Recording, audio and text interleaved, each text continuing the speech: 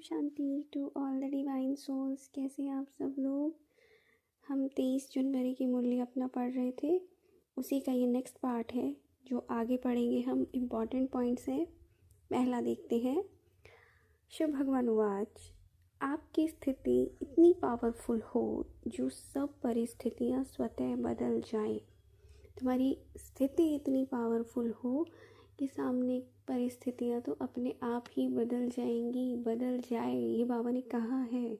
तो ये देखो, अगर परिस्थितियाँ हमारी बदलनी है तो खुद को उतना पावरफुल बनाना होगा, उतना आत्मिक स्टेज में टिकना होगा, अपने स्वमान में टिकना होगा, ठीक है, उससे पुरुषार्थ करना होगा। नेक्स्ट पॉइंट क्या है।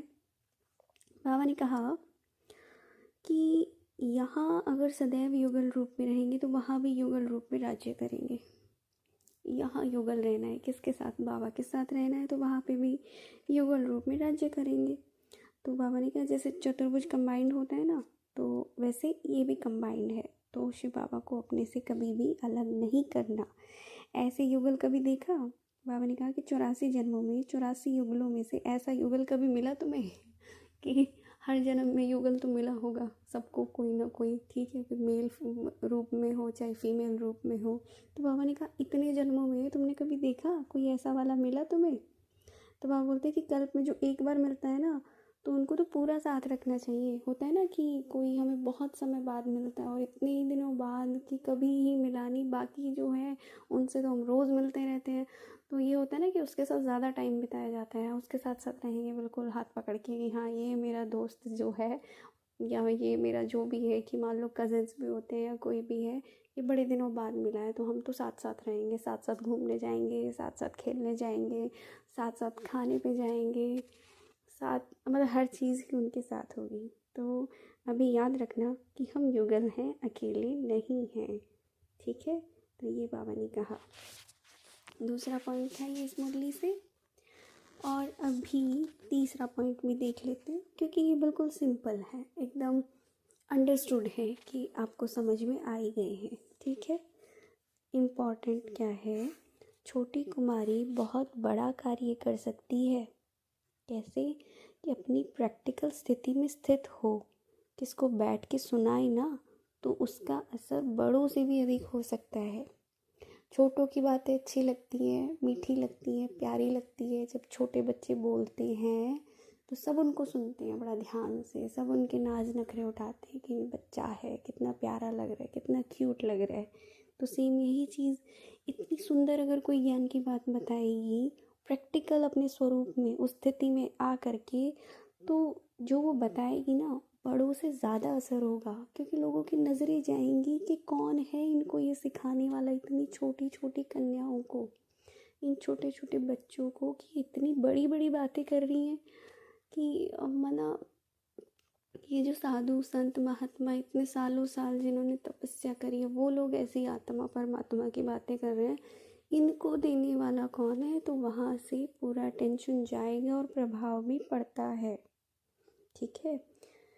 नेक्स्ट इम्पॉर्टेंट पॉइंट है, जिस्मानी सर्विस भी एक साधन है, इसी साधन से सर्विस कर सकते हो। ऐसे ही समझो कि इस सर्विस के संबंध में जो भी आत्माएं आती हैं उनको संदेश देने का ये साधन है। कि तो जो तुम्हें ये देह मिली हुई है ना, तो इस देह को भी यूज़ करना है कि किस लिए, सेवा के लिए मिला है ना, ये साधन है सर्विस करने का। तो फिर जो भी इस सर्विस के संबंध में आत्माएं आएंगी उनको संदेश देना है। तो ये जो तुम्हारा देह है ना, ये एक साधन है किस चीज़ का? संदेश देने का, कि सबको परमात्म संदेश मिले, ठीक है। तो हम जब सर्विस करते हैं तो बहुत सारी आत्माएं आती है कनेक्शन में। तो अब और होता है कि जैसे मान लो कन्याओं को जो समर्पित हो जाती हैं कि संबंधियों के पास भी भेजते हैं, तो जब वहाँ जाए तो उनके अंदर जो चेंजेस आए हैं वो उनको साफ साफ दिखाई दे कि हाँ देखो इनका जीवन परिवर्तित है। शुरू में क्या हुआ था, जब भट्टी बनी थी, ठीक है, जो 400 भाई बहनें थे उसमें सारी दादियाँ हमारी थी, जो भी थी सारी बड़ी सीनियर्स।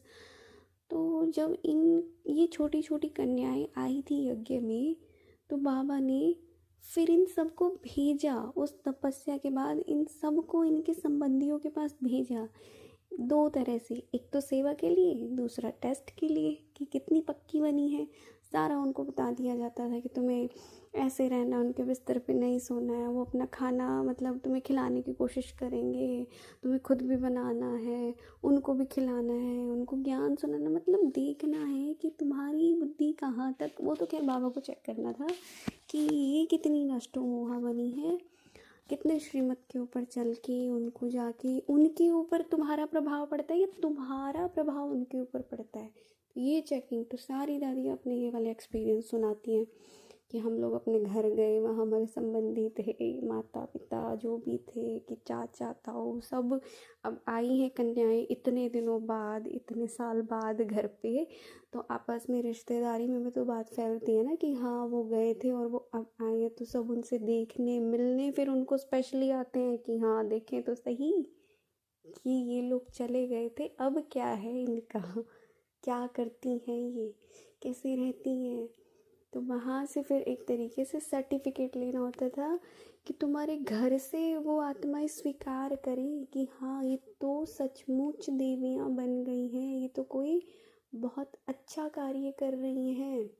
और ऐसा भी हुआ कि बहुत जो है दादियाँ फिर उनकी फैमिलीज़ भी, जो एक्सटेंडेड फैमिली होती है ना कि चाचा में ताऊ में ऐसे, वो फैमिलीज़ भी फिर आई बाबा के पास, पूरी की पूरी फैमिलीज़ ज्ञान में चली, इनको देख के, इनका जीवन देख के, और धन से सहयोग, ठीक है, पूरा एकदम बाबा के ऊपर समर्पण, ये सारी चीज़ें हुई।